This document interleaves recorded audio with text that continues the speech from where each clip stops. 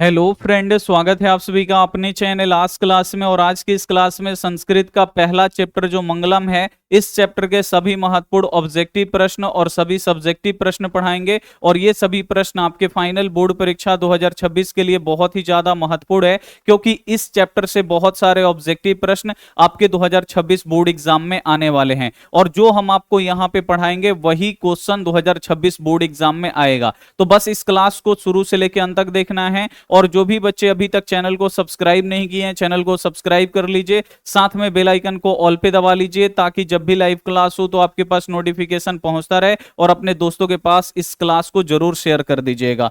चलिए क्लास को शुरू करते हैं। जो भी बच्चे अभी तक हमारे व्हाट्सएप ग्रुप में नहीं जुड़े हैं, तो ये हमारा व्हाट्सएप नंबर है, इस पे आपको मैसेज कर देना है कि सर मुझे व्हाट्सएप ग्रुप में जोड़ दीजिए। तो इधर से इस प्रकार का लिंक जाएगा, लिंक को दबा के आप लोग ज्वाइन हो जाइएगा। चलिए क्लास को शुरू करते हैं। सबसे पहले इसके सभी महत्वपूर्ण ऑब्जेक्टिव प्रश्न हम आपको पढ़ा देते हैं। और देखिए, ऑब्जेक्टिव प्रश्न आपको रटने की जरूरत नहीं है, हम आपको इतना अच्छे तरीके से पढ़ाएंगे कि ऑब्जेक्टिव प्रश्न आपको याद हो जाएगा, आपको रटना नहीं पड़ेगा। ठीक है, तो बस आपको क्या करना है, क्लास को एकदम शुरू से लेकर अंत तक देखना है और एकदम ध्यान पूर्वक देखना है। ये सभी प्रश्न आपको यहीं पे याद हो जाएगा। आप लोग विश्वास करिए, जो भी हम आपको पढ़ा रहे हैं, अब बस आपको उसको एकदम ध्यान से देखना है। यहीं पे ये सभी प्रश्न याद हो जाएगा और ये सभी प्रश्न इसी में से आपके बोर्ड एग्जाम में भी प्रश्न आएंगे।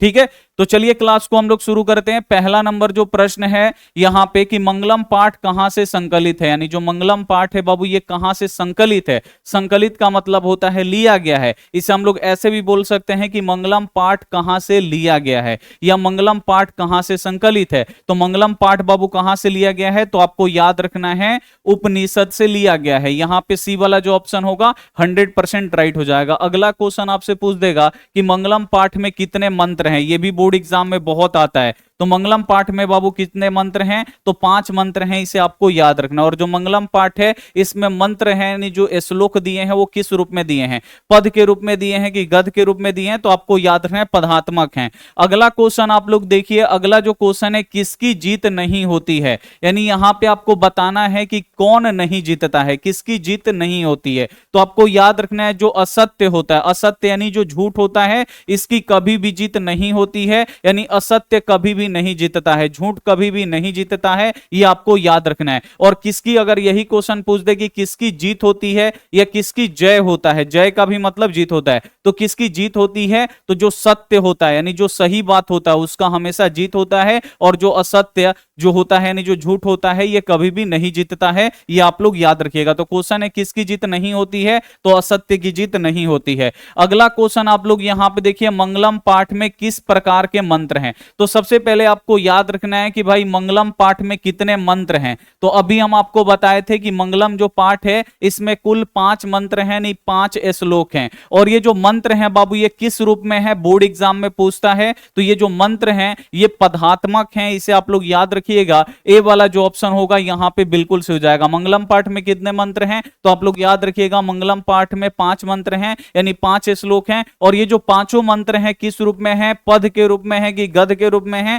तो आपको याद रखना है ये पद के रूप में है। इंपॉर्टेंट क्वेश्चन है बोर्ड एग्जाम के लिए, आप लोग याद रखिएगा। अगला क्वेश्चन आप लोग यहां पे देखिए, महान से भी महान क्या है। अब यहां पे आपसे पूछा जा रहा है महान से भी महान क्या है, तो बाबू आपको याद रखना है महान से भी महान आत्मा है। क्योंकि जब तक आत्मा हमारे शरीर में रहता है, हम लोग बोलते हैं, खाते हैं, पीते हैं, सोते हैं, उठते हैं। और जैसे ही आत्मा बाबू हमारे शरीर से निकलता है, ये जो शरीर है ये किसी काम का नहीं होता है, लोग ले जाके जला देते हैं या दफना देते हैं। ठीक है ना, तो जब भी क्वेश्चन आएगा महान से भी महान क्या है, तो जो हमारा आत्मा है वो क्या है बाबू, महान से भी महान है। फिर क्वेश्चन आप पूछ देगा अणु से भी सूक्ष्म क्या है, तो अणु से भी छोटा कौन है, तो आत्मा है। बोर्ड एग्जाम में ऐसे भी पूछ देता है सूक्ष्म से भी सूक्ष्म कौन है, तो आत्मा है। बड़ा से भी बड़ा क्या है, तो आत्मा है। इसे आप लोग याद रखिएगा, इंपॉर्टेंट क्वेश्चन है। अगला क्वेश्चन आप लोग देखिए कि किसे वश में नहीं किया जा सकता है। सबको हम लोग वश में कर सकते हैं। मान लीजिए अगर हम लोग कुत्ता पाले हैं तो उसको बेल्ट लगा देंगे गर्दन में और उसको रस्सी में बांध देंगे। ठीक है ना,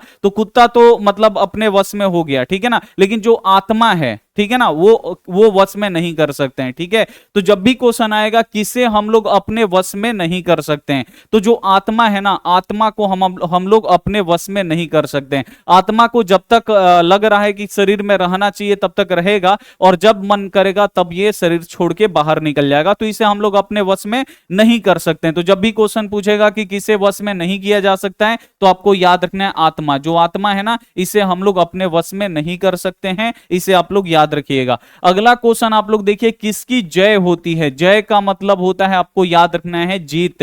किसकी जय होती है यानी किसकी जीत होती है? तो आपको पता है ना, जो सत्य होता है यानी जो सही होता है वही जीतता है, उसी की जय होती है। डी वाला यहां पे बिल्कुल से हो जाएगा। और जो असत्य होता है यानी जो झूठ होता है उसकी जय नहीं होती है। जय का मतलब होता है यहां पे जीत, उसकी जय नहीं होती है। जो असत्य होता है, जो झूठ होता है, जीतता कौन है? तो जो सत्य होता है, जो सही बात होता है वही जीतता है। अगला क्वेश्चन देखिए, विद्वान शोक रहित होकर किसको देखता है? तो विद्वान जो लोग होते हैं वो सांसारिक मोह माया त्याग कर यानी शोक रहित होकर किसको देखते हैं? तो विद्वान लोग का जो इस संसार से मोह माया त्याग चुके हैं, उनका एक ही लक्ष्य है, परमात्मा को प्राप्त कर लेना। ठीक है, तो विद्वान शोक रहित होकर किसको देखते हैं? तो आपको याद रखना है, परमात्मा को देखते हैं। सी वाला जो ऑप्शन होगा राइट हो जाएगा। अगला क्वेश्चन देखिए, सत्य से किसका रास्ता प्रशस्त होता है? यानी जो सत्य है, इस सत्य से किसका रास्ता प्रशस्त होता है? यानी जो सत्य है बाबू, सत्य का रास्ता कहां तक जाता है? ठीक है ना, तो जो सत्य मार्ग पे जो लोग चलते हैं वो कहां पे जाते हैं? तो आपको याद रखना है, देवलोक जाते हैं, परमात्मा के पास जाते हैं, इसे आपको याद रखना है। तो सत्य से बाबू किसका रास्ता प्रशस्त होता है? यानी जो सत्य है, सत्य जो मार्ग है वो लोगों को कहां पे ले जाता है? तो सत्य मार्ग जो है बाबू, ये लोगों को कहां ले जाता है? देवलोक में ले जाता है, इसे आपको याद रखना है। सत्य से किसका रास्ता खुलता है? प्रशस्त का मतलब होता है खुलता है। आप सत्य मार्ग पे जाइएगा तो कौन सा रास्ता खुलेगा? तो देवलोक में जाने वाला रास्ता खुलेगा, इसे आप लोग याद रखिएगा। देवलोक किसे कहते हैं? तो जहां पे देवता रहते हैं, ठीक है ना, जहां पे परमात्मा रहते हैं। अगला क्वेश्चन देखिए, यह संपूर्ण संसार किसके द्वारा अनुशासित है? अनुशासित यानी चलाया जा रहा है, यानी ये जो पूरा संसार है इसको किसने बनाया, और ये पूरे संसार को कौन अनुशासित कर रहे हैं, कौन चला रहे हैं? तो आपको याद रखना है, इस पूरे संसार को जो परमात्मा है, यानी जो भगवान है, जो ईश्वर है, जो खुदा है, वही क्या कर रहे हैं? चला रहे हैं। आपको याद रखना है कि ये संपूर्ण संसार किसके द्वारा अनुशासित है? तो आपको याद रखना है, परमात्मा यानी भगवान ईश्वर के द्वारा क्या है बाबू? अनुशासित है। ईश्वर ही इस पूरे संसार को क्या करते हैं? चलाते हैं। नदियां नाम और रूप को छोड़कर किस में मिल जाती है? ये भी बहुत ज्यादा इंपॉर्टेंट क्वेश्चन है कि जो नदियां हैं ये नाम और रूप को छोड़ के किस में मिल जाती है? तो नदी बाबू जाके कहां पे मिलती है? तो आपको याद रखना है, समुद्र में जाके मिल जाती है। ए वाला ऑप्शन बिल्कुल से हो जाएगा। और नदियां क्या छोड़ के समुद्र में मिलती है? ये भी बोर्ड एग्जाम में पूछ देता है। तो नदियां अपना नाम को भूल जाती है, और रूप यानी मैं कितनी बड़ी हूं, कितनी लंबी हूं, कितनी चौड़ी हूं, ये सब भूल के वो जाके समुद्र में मिल जाती है। और इस प्रकार मिलती है कि पता भी नहीं चलता है कि कौन समंदर का पानी है और कौन नदी का पानी है। तो इसे आप लोग याद रखिएगा। अगला क्वेश्चन है, किसकी जीत नहीं होती? अभी यहां पे आपसे पूछा जा रहा है कौन भाई नहीं जीतता है? तो आपको याद रखना है, असत्य यानी जो झूठ है, जो असत्य है, वो कभी भी नहीं जीतता है, इसे आपको याद रखना है। बी वाला ऑप्शन राइट हो जाएगा। अगला क्वेश्चन है, किसकी महिमा का गायन हुआ है? यानी जो मंगलम पाठ है इसमें किसकी महिमा को गाया गया है, यानी किसकी बड़ाई किया गया है? तो मंगलम पाठ में बाबू किसकी महिमा का गायन हुआ है?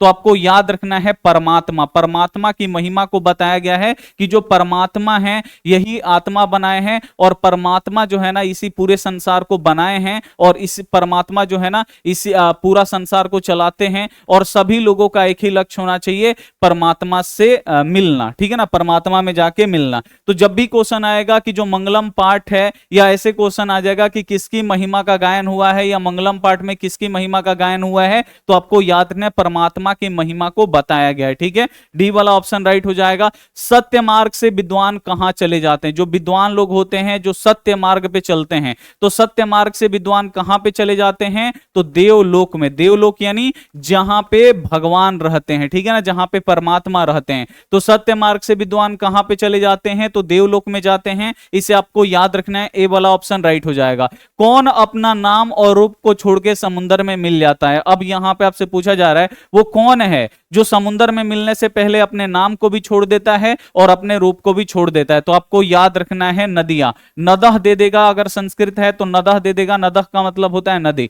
तो जो नदी है ना, ये समुद्र में मिलने से पहले अपना नाम को छोड़ देती है और रूप को छोड़ देती है। वही पूछ रहा है कि कौन अपने नाम और रूप को छोड़ के समुद्र में मिल जाता है, तो आपको याद रखना है नदियां। अगला क्वेश्चन देखिए, साधक किसको पार कर लेते हैं, यानी जो साधक पुरुष होते हैं ये किसको पार कर लेते हैं, यानी जो विद्वान लोग होते हैं जो दिन भर साधना करते हैं ये किसको पार कर जाते हैं, तो ये मृत्यु को पार कर जाते हैं। किसको पार कर जाते हैं बाबू, तो ये मृत्यु को पार कर जाते हैं। और इनको जब तक मन करता है तब तक इस संसार में जीते हैं और जब मन करता है तब अपना प्राण त्याग देते हैं। यानी मृत्यु को भी ये लोग पार कर चुके हैं, यानी मृत्यु का भी भय नहीं है। मतलब जब तक इनका मन करेगा इस संसार में रहेंगे, पूजा मतलब साधना करेंगे, और जब इनको लगेगा कि अब संसार छोड़ देना चाहिए तो लोग संसार छोड़ के चले जाते हैं। तो जब भी क्वेश्चन आएगा साधक किसको पार करते हैं, तो जो साधक हैं बाबू आपको याद रखना है वो मृत्यु को पार कर जाते हैं, इसे आपको याद रखना है। सत्य धर्म के लिए किसको हटा देना चाहिए, तो सत्य धर्म के लिए बाबू किसको हटा देना चाहिए, तो हिरमड़ेय पात्र को। किसको,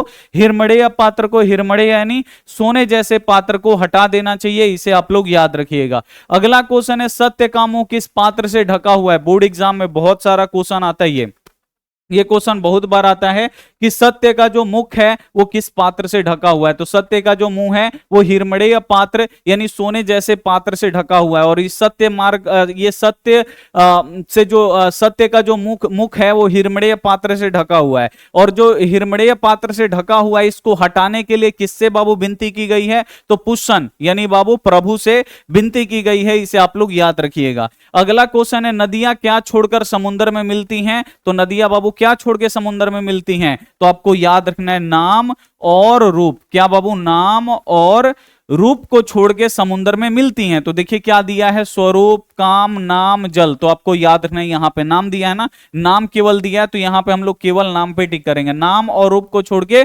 समुद्र में मिल जाती है, इसे आपको याद रखना है। अगला क्वेश्चन है, प्राणियों के हृदय रूपी गुफा में कौन बंद है, या प्राणियों के हृदय रूपी गुफा में कौन विद्यमान है। ऐसे बोर्ड एग्जाम में क्वेश्चन आता है। तो प्राणियों के हृदय रूपी गुफा में बाबू कौन बंद है, तो आपको याद रखना है आत्मा। जो आत्मा है बाबू ये प्राणियों के हृदय रूपी गुफा में बंद है, इसे आप लोग याद रखिएगा। सी वाला जो ऑप्शन होगा एकदम 100% राइट हो जाएगा। जो आत्मा है बाबू वो कहां पे रहता है, तो जीव जंतुओं का जो हृदय है हृदय रूपी गुफा में रहता है आत्मा, इसे आप लोग याद रखिएगा। अगला क्वेश्चन है, नदियां कहां जाके मिलती हैं, तो जो नदियां हैं बाबू लास्ट में वो कहां पे जाके मिलती हैं, समुद्र में जाके मिलती हैं। और क्या छोड़ के मिलती हैं, तो नाम और रूप को छोड़ के मिलती हैं। और कुछ बच्चे को लग रहा होगा कि ये संस्कृत का ऑब्जेक्टिव सब्जेक्टिव पढ़ा रहे तो संस्कृत में होगा, नहीं, बिल्कुल ही ऐसा नहीं होता है। बोर्ड एग्जाम में पाठ पढ़ाने से पहले भी हम आपको बताए थे कि बिहार बोर्ड में संस्कृत वाला जो ऑब्जेक्टिव क्वेश्चन आता है वो भी हिंदी में आता है और जो सब्जेक्टिव आता है वो भी हिंदी में ही लिखने के लिए आता है। तो बिल्कुल आपको टेंशन नहीं लेना है।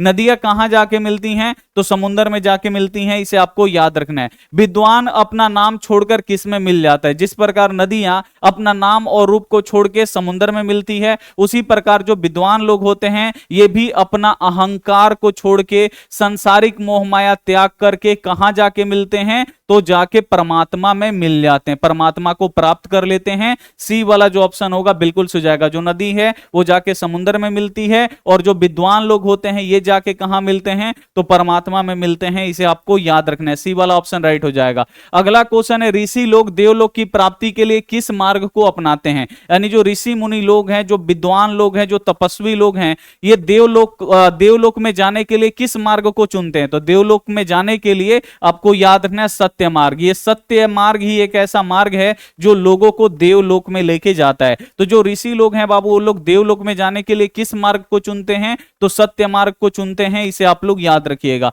अगला क्वेश्चन है, उपनिषद के अंतिम भाग में किसका सिद्धांत है। बोर्ड एग्जाम के लिए बहुत ज्यादा इंपॉर्टेंट क्वेश्चन कि उपनिषद के अंतिम भाग में किसका सिद्धांत है, तो आपको याद रखना है दर्शन शास्त्र के। उपनिषद के अंतिम भाग में किसका सिद्धांत है, तो दर्शन शास्त्र का सिद्धांत है, इसे आपको याद रखना है। अणु से भी छोटा कौन है, यहां पे आपसे पूछा जा रहा है अणु से भी छोटा कौन है, सूक्ष्म से भी सूक्ष्म कौन है, महान से भी महान कौन है, बड़ा से भी बड़ा कौन है, तो आपको याद रखना आत्मा है। ठीक है, बी वाला जो ऑप्शन होगा बिल्कुल राइट हो जाएगा। अगला क्वेश्चन है छोटा से भी छोटा और बड़ा से भी बड़ा क्या है। देखिए बोर्ड एग्जाम में पूछ रहा है कि छोटा से भी छोटा और बड़ा से भी बड़ा क्या है, तो छोटा से भी छोटा और बड़ा से भी बड़ा कौन है बाबू, तो आत्मा है, इसे आपको याद रखना है। सी वाला जो ऑप्शन होगा एकदम राइट हो जाएगा। अगला क्वेश्चन है मनुष्य को वश में कौन कर लेते हैं। अब यहां पे आपको बताना है, सॉरी, मृत्यु को अपने वश में कौन कर लेते हैं, मृत्यु को अपने वश में कौन कर लेते हैं, तो जो तपस्वी लोग होते हैं, जो साधक लोग होते हैं, मृत्यु को अपने वश में कर लेते हैं।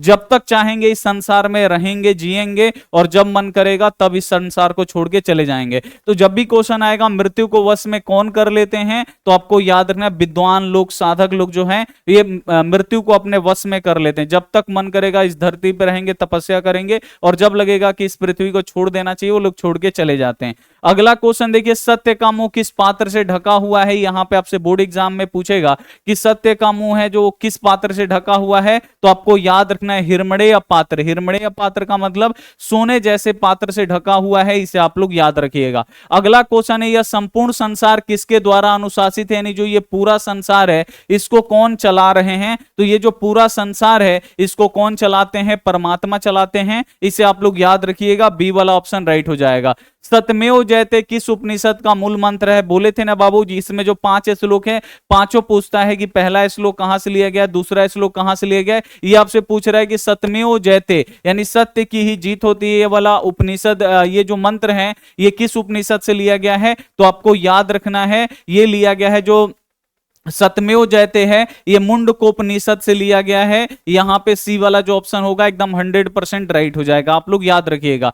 छोटा से भी छोटा और बड़ा से भी बड़ा क्या है, तो छोटा से भी छोटा और बड़ा से भी बड़ा कौन है बाबू, हमारा आत्मा है। और आत्मा कहां पे विद्यमान रहता है, तो जंतु के हृदय रूपी गुफा में। अगला क्वेश्चन है नदियां समुद्र में कैसे मिलती हैं, तो नदियां समुद्र में मिलने से पहले क्या करती है, अपने नाम को भी छोड़ देती है और अपने रूप को भी छोड़ देती है। तो नाम और रूप को छोड़ के, कहां है बाबू, नाम को छोड़कर, यहां पे देखिए नाम और रूप को छोड़ के, ध्यान से आप लोग टिक लगाइएगा, नाम और रूप को छोड़ के डी वाला जो ऑप्शन होगा यहां पे 100% राइट हो जाएगा। अगला क्वेश्चन है किसकी जीत नहीं होती है, तो आपको याद रखना है असत्य, यानी जो झूठ बात है इसकी कभी भी जीत नहीं होती है, ये आप लोग याद रखिएगा। स्वर्णमय पात्र से किसका मुंह ढका हुआ है, यानी सोने जैसे पात्र से किसका मुंह ढका हुआ है, तो आपको याद रखना है सत्य का। ठीक है ना, स्वर्णमय पात्र से यानी सोने जैसे पात्र से किसका मुंह ढका हुआ है, तो आपको याद रखना है सत्य का मुंह ढका हुआ है। ठीक है, और इसको हटाने के लिए किससे विनती की गई है, तो पूषण से की गई है, इसे आपको याद रखना है।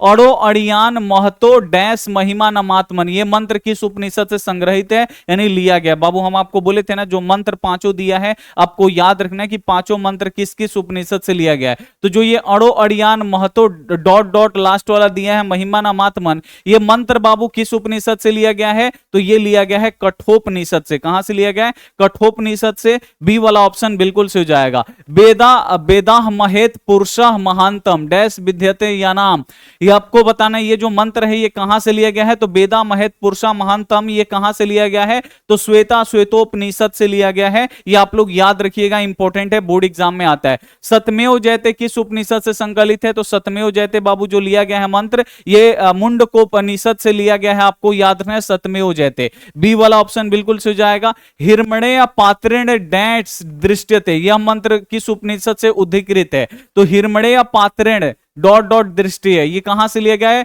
तो ये लिया गया है ईश्वास्योपनिषद। आपको नाम याद रखना है, पांचों मंत्र जो हम आपको पढ़ाए थे ना ये बाबू बोर्ड एग्जाम में आता है, इसे आप लोग याद रखिएगा, इंपॉर्टेंट है। अगला क्वेश्चन आप लोग देखिए, यथा नद यहाँ पे स्यंद माना, यहाँ पे आपको बताना है ये जो मंत्र है ये किस उपनिषद से लिया गया है, तो ये लिया गया है, आपको याद रखना है मुंडकोपनिषद से। कहां से लिया गया है, तो ये भी लिया गया है मुंडकोपनिषद से। सी वाला जो ऑप्शन होगा बिल्कुल राइट हो जाएगा। अगला क्वेश्चन देखिए, अड़ो अड़ियान महतो डैश महिमा नमात्मन, अब यहाँ पे आपको बताना है अड़ो अड़ियान महतो महियान, ठीक है ना, अड़ो अड़ियान महतो महियान, ठीक है ना, महतो महियान, यहां पे ये इतना है, ठीक है ना, और ये खाली स्थान है, यहां पे खाली स्थान भरना है। अड़ो अड़ियान महतो महियान होता है, इसे आपको याद ना, अड़ो अड़ियान, यहां पे ये महतो नहीं रहेगा, थोड़ा सा मिस्टेक हो गया, अड़ो अड़ियान डॉट डॉट महियान, ऐसे है। तो अड़ो अड़ियान और महतो क्या होता है, महियान। तो यहां पे महतो क्या हो जाएगा, राइट आंसर हो जाएगा। अगला क्वेश्चन आप लोग देखिए, आपृणु पद का अर्थ क्या होता है। तो आपृणु का मतलब होता है ढका हुआ, आपृणु का मतलब ढका हुआ है, इसे आप लोग याद रखना है। ए वाला जो ऑप्शन होगा बिल्कुल राइट हो जाएगा। इसमें 40 ऑब्जेक्टिव प्रश्न है और ये सभी प्रश्न आप लोग याद रखिएगा, बोर्ड एग्जाम के लिए बहुत ही ज्यादा इंपॉर्टेंट होगा और बहुत सारे प्रश्न आपको याद भी हो गया होगा। आप लोग याद रखिएगा कि जो मंत्र है वो कहां से लिया गया, जो पांचों मंत्र है वो कहां कहां से लिया गया है। बोर्ड एग्जाम में इसमें से एक प्रश्न रहेगा ही रहेगा, ठीक है। अगला अब हम लोग सब्जेक्टिव चलते हैं। सब्जेक्टिव भी बहुत ही इंपॉर्टेंट है, यहां से कम 2 से 3 आता है। आप बिल्कुल ध्यान से देखिएगा। प्रश्न संख्या 1, आत्मा का स्वरूप कैसा है और कहां रहता है। अब यहां पे आपसे पूछा जा रहा है कि आत्मा का स्वरूप कैसा है, यानी वो देखने में कैसा है, मतलब आत्मा कैसा है और वो कहां पे रहता है, आपसे पूछा जा रहा है। तो आत्मा अणु से भी सूक्ष्म और महान से भी महान होता है। यानी जो आत्मा है, ये अणु, जो अणु होता है ना, उसे हम लोग अपनी आंखों से नहीं देख सकते हैं, उसके लिए सूक्ष्मदर्शी लगता है। और जो आत्मा है ना, वो अणु से भी छोटा है। तो जो अणु है, जो आत्मा है, ये अणु से भी सूक्ष्म है और महान से भी क्या है बाबू, महान है। महान इसीलिए है कि जब तक हमारे हृदय में है तब तक हम खड़े हैं, और जैसे ही हमारे हृदय से आत्मा निकलेगा और हम लोग क्या हो जाएगा, जो हम लोगों का शरीर है वो पूरा खत्म हो जाएगा, हम भी खत्म हो जाएंगे, ठीक है। तो जो आत्मा है बाबू, यहां पे बोल रहा है आत्मा का स्वरूप कैसा है। तो सबसे पहले आत्मा के बारे में बताना है कि जो आत्मा है ये अणु से भी सूक्ष्म और महान से भी क्या है, महान है। आत्मा मनुष्य के हृदय रूपी गुफा में विद्यमान है। और आत्मा कहां पे रहता है, तो मनुष्य के हृदय रूपी गुफा में विद्यमान रहता है। पूछ रहे ना कि वो कहां रहती है, यानी आत्मा कहां रहती है। तो आत्मा जो है मनुष्य के हृदय रूपी गुफा में विद्यमान रहती है। और आत्मा का जो भी रहस्य समझ लेता है वो शोक रहित हो जाता है। और आत्मा का जो भी रहस्य जान लिया वो क्या होता है, शोक रहित हो जाता है, ठीक है ना। ये आप लोग याद रखिएगा, बहुत ही इंपॉर्टेंट क्वेश्चन है कि आत्मा का स्वरूप कैसा है। तो जो आत्मा है ये अणु से भी छोटा है, सूक्ष्म का मतलब छोटा होता है, अणु से भी सूक्ष्म है यानी अणु से भी छोटा है, और महान से भी महान है। आगे पूछ रहा है कि आत्मा कहां रहता है, तो लिखिएगा आत्मा जो है वो मनुष्य के हृदय रूपी गुफा में विद्यमान रहता है, यानी मनुष्य के हृदय रूपी गुफा में रहता है। और जो भी आत्मा के इस रहस्य को समझ लेता है वो शोक रहित हो जाता है, यानी उसमें वो क्या होता है, इस सांसारिक मोह माया को त्याग करके सीधे परमात्मा के साधना में लग जाता है। तो ये आप लोग याद रखिएगा, बहुत ही इंपॉर्टेंट क्वेश्चन है आपके बोर्ड एग्जाम के लिए। बोर्ड एग्जाम में ये क्वेश्चन आ सकता है।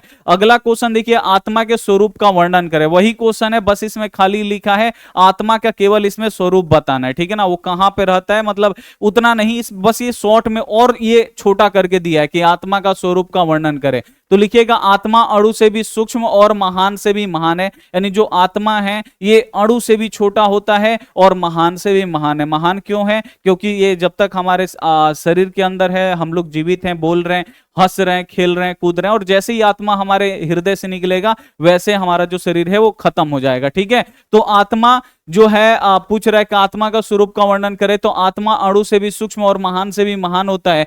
आत्मा मनुष्य के हृदय रूपी गुफा में विद्यमान होता है और आत्मा का जो भी रहस्य समझ लेता है वो शोक रहित हो जाता है। बस ये दोनों क्वेश्चन में डिफरेंस क्या है, इसमें थोड़ा सा आगे आत्मा का स्वरूप कैसा है, वो कहां रहता है, थोड़ा सा ये बड़ा किया है। और ये क्या है बाबू, बस शॉर्ट में कि आत्मा का स्वरूप का वर्णन करे। तो दोनों का आप लोग एकदम राइट आंसर बता सकते हैं। आत्मा के बारे में इसमें भी बताना है और उसमें भी आत्मा के बारे में ही बताना है, तो आप लोग ऐसे लिख सकते हैं। अगला जो क्वेश्चन है कि नदियां समुद्र में कैसे मिल जाती हैं, यानी जो नदियां हैं बाबू समुद्र में कैसे मिलती हैं। तो नदियां बाबू समुद्र में कैसे मिलती हैं, तो नदियां अपना नाम को छोड़ती हैं और रूप को छोड़ती हैं, नाम और रूप को छोड़ के समुद्र में मिलती है। तो आपको याद रखना है कि नदियां नाम और रूप को छोड़ के समुद्र में मिल जाती। पूछ रहे ना कि नदियां समुद्र में कैसे मिलती हैं, तो नदियां अपना नाम को छोड़ देती हैं और रूप को छोड़ देती हैं और जाके समुद्र में मिलती हैं, इसे आप लोग याद रखिएगा। अगला क्वेश्चन है, विद्वान परमात्मा के पास क्या छोड़कर जाते हैं। जो विद्वान लोग होते हैं ना, वो परमात्मा के पास क्या छोड़ के जाते हैं, ठीक है ना, क्या छोड़ते हैं, तो वो लोग परमात्मा के पास पहुंचते हैं। तो संसारिक मोह माया, यानी जो हम लोग घर परिवार में जो उलझे हुए हैं, भगवान की पूजा नहीं कर रहे हैं, घर परिवार को छोड़ के वो लोग क्या करते हैं, संसारिक मोह माया से दूर हटके तब जाके वो लोग परमात्मा में मिल पाते हैं। तो देखिए लिखा गया, विद्वान परमात्मा के पास क्या छोड़ के जाते हैं। तो आप लोग लिखिएगा, जिस प्रकार नदियां अपना नाम और रूप को छोड़ के समुद्र में मिलती है, ठीक उसी प्रकार विद्वान अपने अहंकार को छोड़कर परमात्मा में मिल जाते हैं। जो विद्वान लोग हैं वो इस संसारिक मोह माया को छोड़ देते हैं, अहंकार को छोड़ देते हैं कि मैं कितना बलवान हूं, कितना लंबा हूं, कितना चौड़ा हूं, ये सारा चीज छोड़ के तब जाके वो परमात्मा में मिलते हैं। तो बहुत ही इंपॉर्टेंट क्वेश्चन है कि विद्वान परमात्मा के पास क्या छोड़ के जाते हैं। लिखिएगा, जिस प्रकार नदियां अपना नाम और रूप को छोड़ के समुद्र में मिलती है, ठीक उसी प्रकार जो विद्वान है वो अपने अहंकार को, सांसारिक मोह माया को, ठीक है ना, मैं कितना लंबा हूं, कितना चौड़ा हूं, ठीक है ना, इस सभी को छोड़ के परमात्मा में मिल जाती है। बस आप लोग याद रखिएगा, इंपॉर्टेंट क्वेश्चन, और आपको याद भी हो जाएगा। अगला क्वेश्चन है, उपनिषद में किसका वर्णन है? यानी जो ये मंगलम पाठ है ये उपनिषद से लिया गया है, और यहां पे आपसे पूछा जा रहा है कि उपनिषद में किसका वर्णन है। तो आप लोग लिखिएगा कि उपनिषद के अंतिम भाग में दर्शन शास्त्र के सिद्धांत को प्रकट करता है। यानी जो उपनिषद का जो अंतिम भाग है इसमें दर्शन शास्त्र के सिद्धांत हैं, ठीक है। उपनिषद में परमात्मा की महिमा का गायन हुआ है, और जो उपनिषद है इसमें किसकी महिमा को बताया गया है? तो परमात्मा की महिमा को बताया गया है कि परमात्मा ने ही दुनिया बनाया, परमात्मा ने ही जीव जंतुओं को बनाया, परमात्मा ने ही इस जगत को बनाया, और परमात्मा ही इस जगत को चला रहे हैं। यानी उनकी महिमा का गायन हुआ है। उपनिषद में परमात्मा की महिमा का गायन हुआ है। परमात्मा से सारा संसार परिपूर्ण और अनुशासित है, यानी परमात्मा ही क्या किए हैं? पूरा संसार को बनाए हैं, और परमात्मा ही पूरे संसार को चलाते हैं। सबों की तपस्या का लक्ष्य उसी को प्राप्त करना, और हम सभी की जो तपस्या है ना, तपस्या का एक ही उद्देश्य है, परमात्मा को हम लोग कैसे पालें, ठीक है। तो आप लोग याद रखिएगा, उपनिषद में किसका वर्णन है भाई? तो आप लोग लिखिएगा, उपनिषद के अंतिम भाग में दर्शन शास्त्र के सिद्धांत जो है, दर्शन शास्त्र के सिद्धांत का वर्णन है, और उपनिषद में परमात्मा की महिमा का गायन हुआ है। परमात्मा से सारा संसार जो है परिपूर्ण है, यानी भरा हुआ है, और परमात्मा ही जो है वो पूरे संसार को चला रहे हैं, परमात्मा के द्वारा ही पूरा संसार अनुशासित है। सबों की जो तपस्या का लक्ष्य है, यानी हम सब जो तपस्या कर रहे हैं, क्यों कर रहे हैं? ताकि परमात्मा की प्राप्ति हो सके। यह भी बहुत ही इंपॉर्टेंट क्वेश्चन है, आप लोग याद रखिएगा। मंगलम पाठ का 5 वाक्यों में वर्णन करें। मंगलम आपको दिख रहा होगा 3 लाइन, जब आप लोग कॉपी पे लिखिएगा ये हो जाएगा 7-8 लाइन का, ठीक है ना, क्योंकि ये बड़ा है। तो मंगलम पाठ का 5 वाक्यों में वर्णन करें। कैसे लिखिएगा? तो मंगलम पाठ उपनिषद से संकलित है। मंगलम पाठ में परमात्मा के महिमा का गायन हुआ है। यह संसार परमात्मा के द्वारा परिपूर्ण और अनुशासित है। मंगलम पाठ में परमात्मा की प्राप्ति हेतु 5 मंत्र भी दिए गए हैं। यहां पे लिखा गया है कि मंगलम पाठ का 5 वाक्यों में वर्णन करें। तो जो मंगलम पाठ है ये कहां से संकलित है? तो उपनिषद से संकलित है। मंगलम पाठ में परमात्मा का महिमा का गायन हुआ है, और यह भी बताया गया है कि ये जो पूरा संसार है इस परमात्मा के द्वारा परिपूर्ण है और अनुशासित, यानी परमात्मा के द्वारा बनाया गया है और सजाया गया है, और परमात्मा ही पूरे संसार को चलाते हैं। मंगलम पाठ में परमात्मा की प्राप्ति हेतु, यानी आप परमात्मा को कैसे हासिल कर सकते हैं, प्राप्त कर सकते हैं, परमात्मा से कैसे जाके मिल सकते हैं, मंगलम पाठ में परमात्मा की प्राप्ति के लिए 5 मंत्र भी दिया गया। उस मंत्र को समझ के आप परमात्मा से भी मिल सकते हैं, ठीक है। तो ये भी इंपॉर्टेंट क्वेश्चन था, इसे आप लोग याद रखिएगा। अगला क्वेश्चन है, नदी और विद्वान में क्या समानता है? बोर्ड एग्जाम में आता है भाई, नदी और विद्वान में क्या समानता है? तो आप लोग लिखिएगा, जिस प्रकार बहती हुई नदियां अपना नाम और रूप को छोड़ के समुद्र में मिल जाती हैं, ठीक उसी प्रकार पुरुष अपने नाम और रूप अर्थात अहम यानी घमंड को त्याग कर परमात्मा को प्राप्त कर लेते हैं। यही समानता है। यानी यहां पे आपसे पूछा जा रहा है कि नदी और विद्वान में क्या समानता है? तो नदी क्या करती है? अपना नाम और रूप को छोड़ के जाके समुद्र में मिलती है। उसी प्रकार जो विद्वान लोग हैं वो भी क्या करते हैं? अपना नाम और रूप यानी घमंड को छोड़ के, अहम यानी घमंड को छोड़ के कि मैं इतना लंबा हूं, इतना चौड़ा हूं, इतना शक्तिशाली हूं, सारा चीज छोड़ के वो कहां पे जाके मिलते हैं? परमात्मा में मिलते हैं। मनुष्य परमात्मा में मिलते हैं और नदी जाके समुद्र में मिलती है। दोनों क्या, नदी नाम और रूप को छोड़ के मिलती है, और जो मनुष्य हैं, जो विद्वान लोग हैं, वो यहां पे घमंड को छोड़ के, नाम और रूप यानी घमंड को छोड़ के जाके मिलते हैं। यही क्या है? दोनों में समानता है। याद रखिएगा, इंपॉर्टेंट क्वेश्चन है बोर्ड एग्जाम के लिए। सत्य का मुंह किस पात्र से ढका हुआ है? आपसे पूछा जा रहा है कि जो सत्य का मुंह है वो किस पात्र से ढका हुआ है? तो आप लोग लिखिएगा, सत्य का मुंह स्वर्णमय पात्र से ढका हुआ है। स्वर्णमय पात्र यानी हीरे जैसे, सोने जैसे पात्र से ढका हुआ है। इसे आप लोग याद रखिएगा, इंपॉर्टेंट ये भी क्वेश्चन है। मंगलम पाठ के आधार पर सत्य का स्वरूप बताइए। अब यहां पर आपसे पूछा जा रहा है कि मंगलम पाठ के आधार पर सत्य क्या है, सत्य के बारे में बताना है। तो मंगलम पाठ के अनुसार सत्य का मुंह हिरमणीय पात्र से ढका हुआ है। सत्य और धर्म की वास्तविकता जानने के लिए प्रभु से प्रार्थना की गई है कि कि वे इसे हटा दें। यानी यहां पे बोला जा रहा है कि मंगलम पाठ के आधार पे सत्य का स्वरूप बताए। तो आप लोग लिखिएगा कि मंगलम पाठ के अनुसार सत्य का जो मुंह है वो हिरमड़िया पात्र से ढका हुआ है। सत्य को जानने के लिए और सत्य की जानने के लिए, धर्म की वास्तविकता जानने के लिए प्रभु से विनती की गई है कि जो ये सोने जैसे पात्र है उसे हटा दें। सत्य की ही जीत होती है, झूठ की नहीं होती। यानी सत्य जो है ना, हमेशा सत्य ही जीतता है, झूठ कभी भी नहीं जीतता है। सत्य से ही देवलोक का रास्ता प्रशस्त होता है और सत्य से ही जो लोग हैं ना वो देवलोक में जाते हैं। सत्य का रास्ता कहां जाता है? देवलोक में जाता है। ऋषि लोग देवलोक की प्राप्ति करने के लिए सत्य को अपनाते हैं और जो ऋषि मुनि लोग हैं वो क्या करते हैं? देवलोक जाने के लिए यही सत्य मार्ग अपनाते हैं। तो यहां पे आपसे पूछा जा रहा है मंगलम पाठ के आधार पर सत्य का स्वरूप बताएं, यानी सत्य के बारे में बताना है। तो मंगलम पाठ के अनुसार सत्य का जो मुंह है वो हिरमड़िया पात्र से ढका हुआ है और सत्य और धर्म की वास्तविकता जानने के लिए प्रभु से प्रार्थना किया गया है कि इसे वे हटा दें। सत्य की ही हमेशा जीत होती है, झूठ कभी भी नहीं जीतता है। सत्य से ही देवलोक का रास्ता प्राप्त होता है, यानी सत्य से ही लोग देवलोक में जाते हैं। ऋषि लोग जो होते हैं वो देवलोक प्राप्त करने के लिए इसी सत्य मार्ग को अपनाते हैं। इसे आप लोग याद रखिएगा, एकदम इजी वे में लिखा गया है, आप लोग याद कर सकते हैं। महान लोग संसार रूपी सागर को कैसे पार कर जाते हैं? जो महान लोग हैं ना वो इस संसार रूपी सागर को कैसे पार कर लेते हैं? तो जो भी आत्मा के रहस्य को जान लेता है वो क्या हो जाता है? शोक रहित हो जाता है, अपना घर परिवार त्याग कर वो केवल साधना में लग जाता है, तपस्या में लग जाता है, ताकि हमें क्या मिल जाए? परमात्मा मिल जाए, क्योंकि परमात्मा ही क्या है बाबू? परम सत्य हैं। तो महान लोग संसार रूपी सागर को कैसे पार कर लेते हैं? तो अज्ञानी लोग अंधकार स्वरूप और ज्ञानी लोग प्रकाश स्वरूप होते हैं। यानी जो अनपढ़ होते हैं ना उनका जीवन एकदम अंधकारमय होता है, अंधेरा अंधेरा, और जो ज्ञानी लोग होते हैं ना इनका जो जीवन होता है ये प्रकाश स्वरूप होते हैं, ये दूसरों को प्रकाश देते हैं। और जो अनपढ़ लोग होते हैं, ज्ञानी लोग, वो दूसरे को भी अंधकार में ढकेल देते हैं। महान लोग इसी रहस्य को समझकर मृत्यु को पार कर जाते हैं, क्योंकि संसार रूपी सागर को पार करने का इससे बढ़कर अन्य कोई रास्ता नहीं है। तो इंपॉर्टेंट इस चैप्टर के सभी सब्जेक्टिव प्रश्न और ऑब्जेक्टिव प्रश्न हम आपको पढ़ा चुके हैं।